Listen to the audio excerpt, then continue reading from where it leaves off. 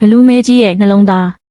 တခါတော့ကတောင်တန်းကြီးတွေကြားမှာမိုးတိမ်တွေအမြဲလှုပ်နေပြီးလူတွေမလွယ်လင်းတကူမသွားရဲတဲ့တောင်မဲကြီးတစ်လုံးရှိတယ်။အဲ့ဒီတောင်ပေါ်မှာအနက်ရောင်ကြောက်တုံးတွေနဲ့ဖုံးလွှမ်းထားတဲ့ကူကြီးတစ်လုံးရှိပြီးအဲ့ဒီကူထဲမှာဘလူးမဲကြီးတစ်ကောင်နေထိုင်တယ်လို့ရွာသားတွေကယုံကြည်ကြတယ်။ဘလူးမဲကြီးကပိုကြီးကြီးသွားရှိရှိမျက်လုံးကြီးကြီးအတန်လဲထူထူကြီးပါညဘက်ရောက်ရင်ဝန်းဆိုတဲ့အတန်ကြီးထွက်လာတတ်လို့ရွာသားတွေကတကားပိတ်ပြီးမီးပိတ်ကကြောက်ကြောက်နဲ့အိတ်ကြရတယ်။ဒါကြောင့်ဘလူးကိုအန္တရာယ်ကြီးတဲ့တတဝါဆိုးရွားတဲ့တတဝါလို့ပဲအားလုံးကထင်နေကြတယ်။ဒါပေမဲ့ဘယ်သူမှမသိတဲ့အမှန်တရားတစ်ခုရှိတယ်။ဘလူးမဲကြီးကလူကိုမစားဘူးရွာကိုမဖြတ်ဘူးသူကအရန်ကိုအထီးကျန်တဲ့ဘလူးပါသူ့မိသားစုဟာတောင်ပြိုတဲ့အခါအားလုံးပျောက်ဆုံးသွားပြီးသူတကောင်တည်းသာကြံရစ်ခဲ့တာပါညဘက်သူထုတ်တဲ့အတန်တွေကကြောက်စရာမဟုတ်ပဲသူ့နှလုံးသားတွေကဝမ်းနည်းမှုတွေထွက်လာတဲ့အတန်တွေပါပဲဒီနေ့မှာမောင်လင်းဆိုတဲ့ကောင်လေးတစ်ယောက်ကတောင်ဘက်တစ်တော်ထဲမှာလမ်းပြောက်သွားတယ်မိုးရွာလာတယ်ညနေလာတယ်မောင်လင်းကတုန်လှုပ်ပြီးငုံမိတယ်အဲ့ဒီအချိန်ကြီးမားတဲ့အရေးတစ်ခုသူ့ရှေ့မှာထင်ရှားလာတယ်ဘီဘီလူးလို့မောင်လင်းကကြောက်တန်နဲ့ပြောလိုက်တယ်ဘလူးမဲကြီးကအံ့ဩသွားတယ်သူ့ဘဝတစ်လျှောက်ပထမဆုံးအကြိမ်လူတစ်ယောက်က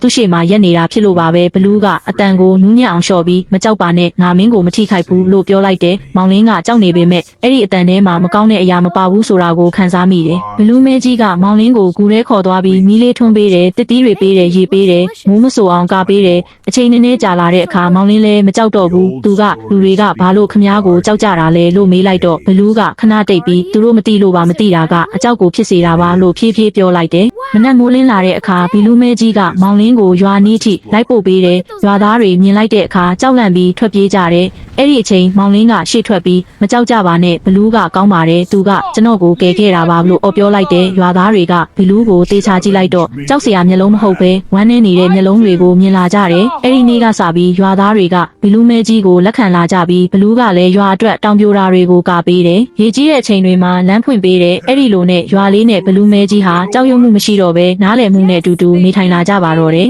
ကလေးတို့ရေပုံမြင်လေးရဲ့သင်ခန်းစာကတော့အယုတ်ဆိုးတယ်ဆိုတာနှလုံးသားဆိုးတယ်လို့မဆိုလိုပါဘူးမသိခြင်းကကြောက်တရားကိုဖြစ်စေတယ်နားလည်မှုကမိတ်ဆွေဖြစ်ပေါ်စေပါတယ်ကွယ်